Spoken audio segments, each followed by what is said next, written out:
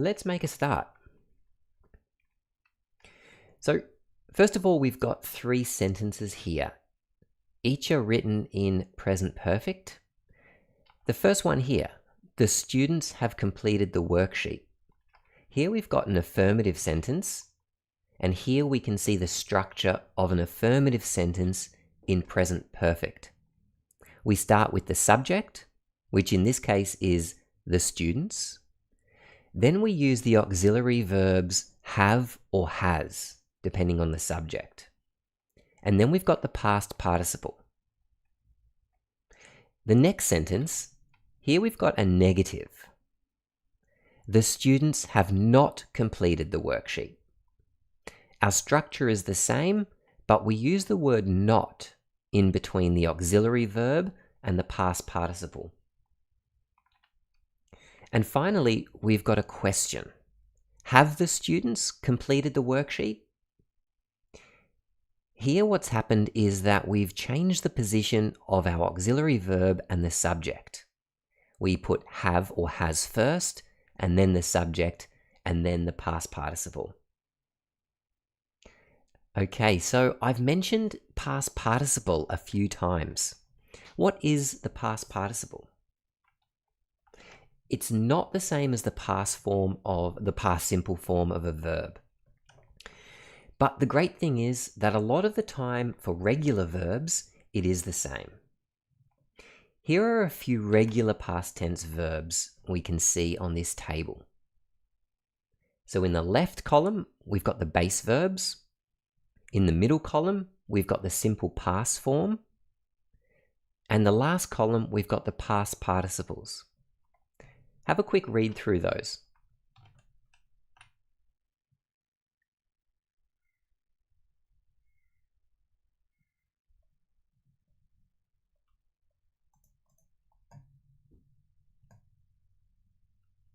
Okay, you'll notice that the simple past form and the past participles are the same. Watched, watched. Laughed, laughed. And so on. So for some regular verbs, it's nice and easy. Unfortunately, that's not always the case. Let's add a few more verbs to our list here. Okay, these are irregular verbs. Have, the simple past form of have is had. The past participle is also had. So these are 4 more verbs, but these aren't too bad either, because the simple past forms and the past participle forms are the same. Unfortunately, there are some verbs in English that are very irregular. And what I mean by that is that there's 3 different forms. Take a look at these verbs. We've got go. In the simple past, it's went. The past participle is gone, or it can also be been. Eat, ate, eaten, and so on. So there's quite a few to learn, but don't worry about learning all of them. We're going to go through some common ones that are going to help you out. So if you can learn these few, then you're going to set yourself up with enough verbs to use.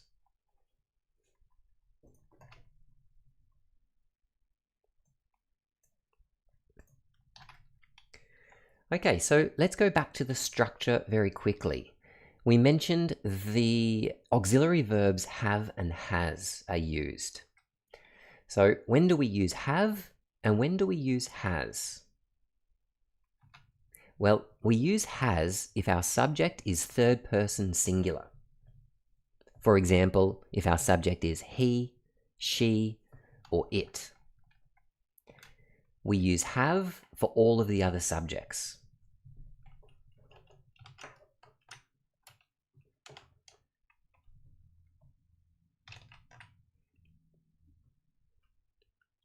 Okay, so now we know how to form it.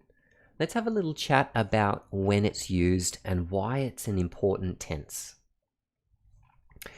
Present perfect is very useful because it connects past actions or experiences with the present moment.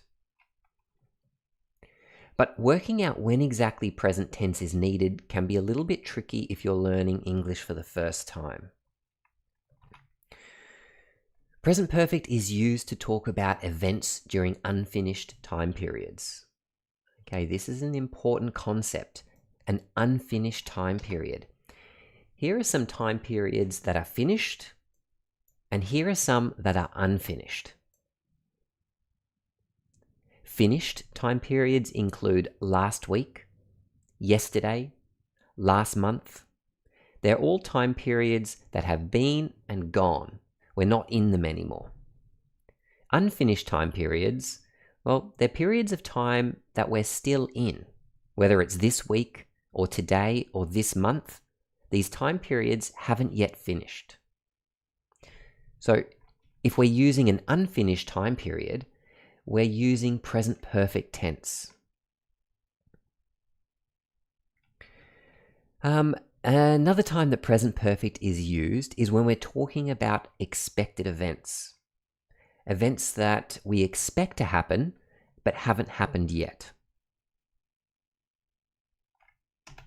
For example, I haven't finished my work yet. I haven't downloaded the worksheet yet.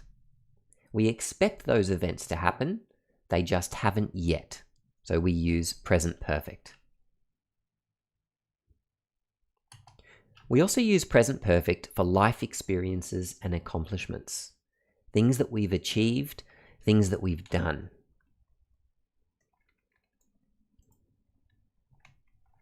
An example, I have lived in the city all my life. We also use present perfect to talk about things or to describe change over time. For example, we could say her speaking skills have really improved. Have improved, there's our present perfect. Okay, so now we've had a little bit of a look at the different times that present perfect is used. We're going to get started going through the worksheet. But before we do, if you've got any questions, anything to do with present perfect that you haven't understood so far, or would like clarification, let me know.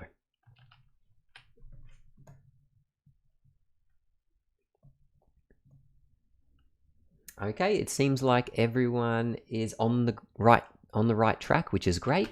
So let's get started with the first section. The first section on the worksheet required us to fill in a table of irregular verbs.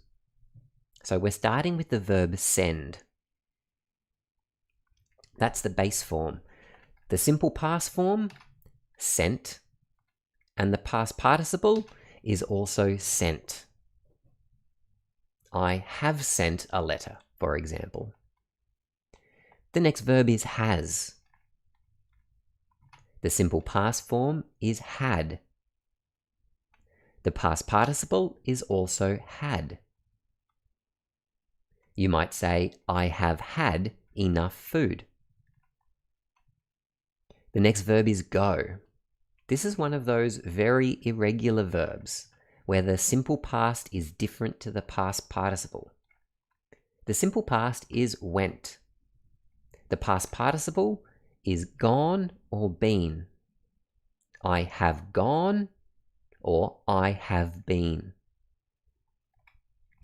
Forgive. It's another very irregular verb. Forgave, forgiven. I have forgiven. See, past form is saw, the past participle is seen. She has seen a blue whale. And make. The simple past form is made, the past participle is also made.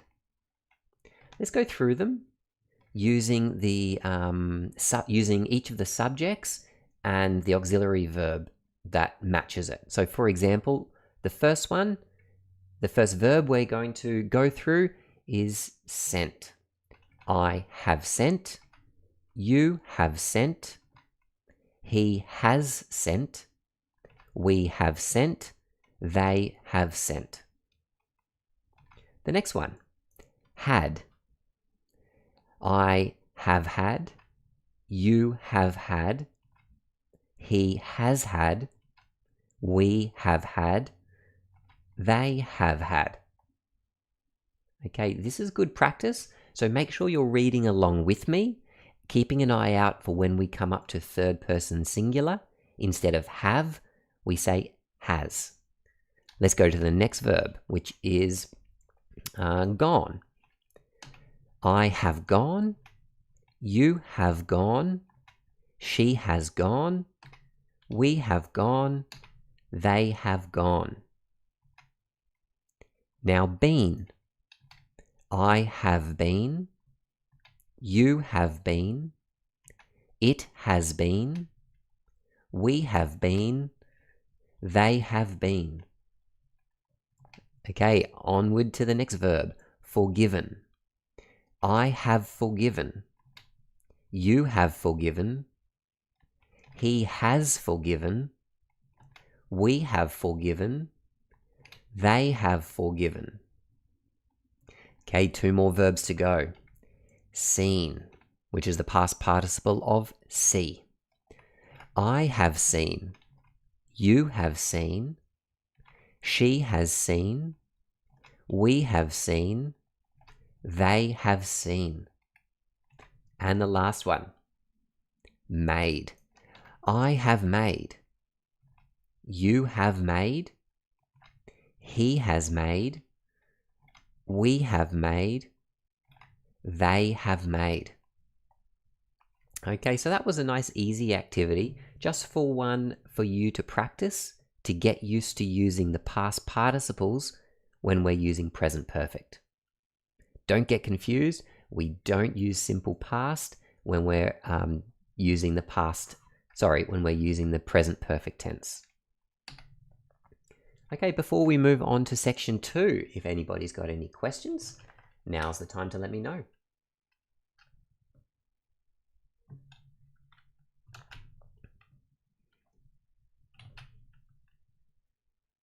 Okay, wonderful. Well, let's have a look at section 2, where we need to use present perfect tense to finish the sentences.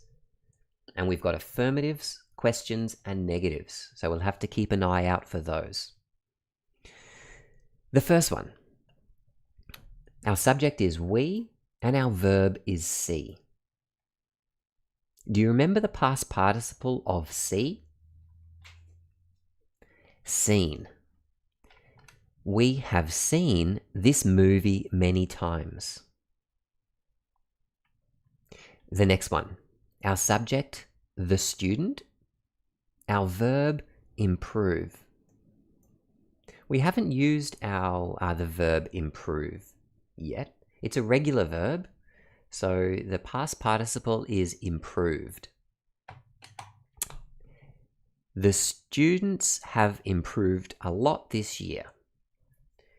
Now it looks like I've made a little bit of a mistake here. The subject is singular, the student, but I've changed it to plural and said the students. So the students have, but if you were using the student, which it should have been, we would use has. The student has improved a lot this year. The next one. They have not gone very far yet. Our subject is they, so we use the auxiliary verb have. It's also a negative, so we put not. They have not gone very far yet. In the next one, we've also got another negative. Our subject is the cat, third person singular. The cat has... Okay, now our verb that we're using is also has. Can you remember the past participle of has? It's had. So the sentence would be, the cat has not had, because had is the past participle of has. The second last one. Our subject is you. Our verb is make. The past participle of make is made.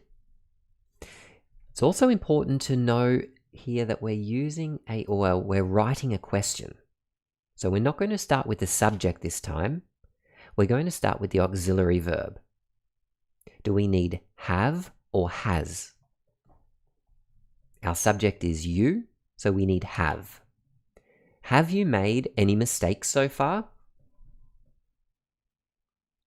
And the last one. Our subject is Claire. That's third person singular, so we're going to need has. And we've got our irregular verb forgive. The past participle is forgiven. It's a question, so we're going to start with the auxiliary verb has. Has Claire forgiven her friend yet?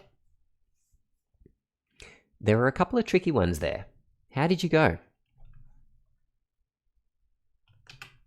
I wonder if everybody caught the questions and remembered to include the auxiliary verb before the subject.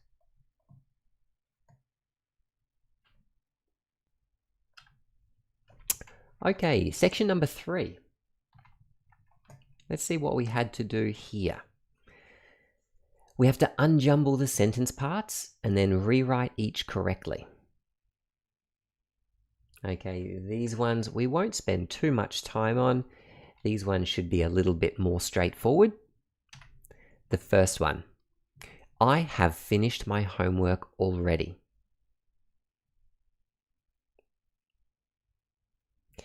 The next one, she has sent the letter to her boss. Okay, sent, that's an irregular verb. The base verb is send. So we change it to sent and then add the auxiliary verb has. And the last one, I have never met him before.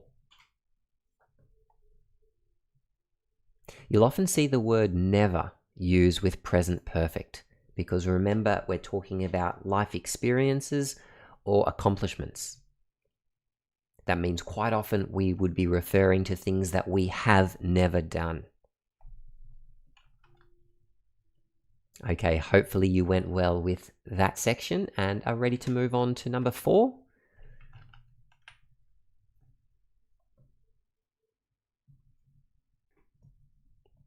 Okay, in this one, we have to find the error in each sentence.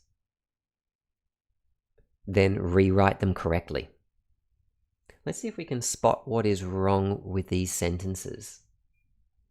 The first one says, she have traveled to France this year. That one sounds wrong. What do you hear? She have traveled to France this year. Okay, here we've got our subject, which is she, third person singular, but the auxiliary verb has is used. We shouldn't be using have with she. We would say has. She has traveled to France this year. The next one, we hasn't been to the shops yet. We hasn't been to the shops yet. Okay, again, our auxiliary verb has been used instead of have. So again, there's a mistake with the auxiliary verb. Our subject is we, so we need have. We haven't been to the shops yet. We could also say we have not been to the shops yet. But contractions are very common, particularly in spoken English. The next one says, they have visited the museum yesterday. Okay, our subject is they and our auxiliary verb is have. So they agree with one another. That's fine. They have. Here we've got a finished time period. Yesterday. If we're working with a finished time period, we shouldn't be using present perfect.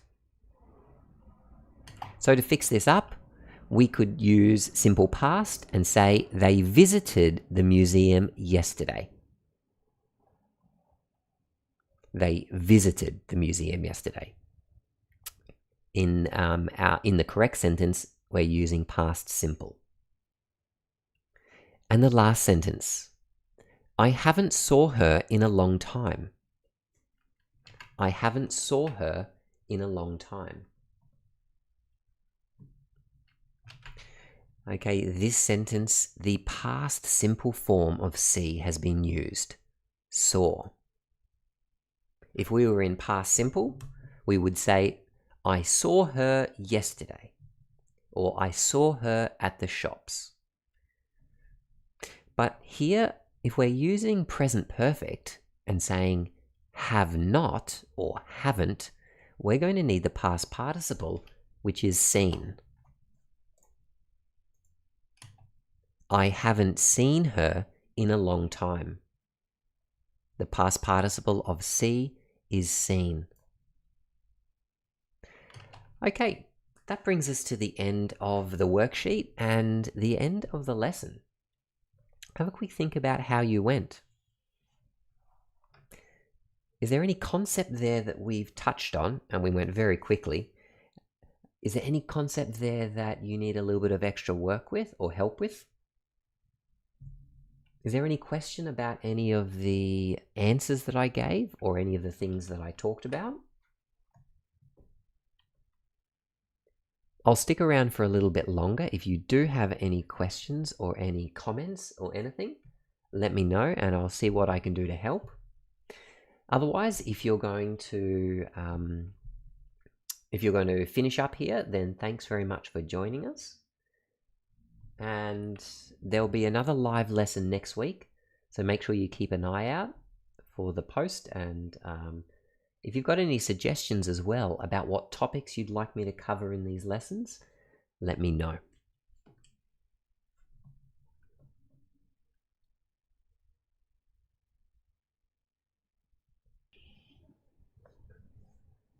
Okay, it seems like that might be it for the questions. So thanks again very much for joining us, and hopefully I'll see you in the next lesson. Take care.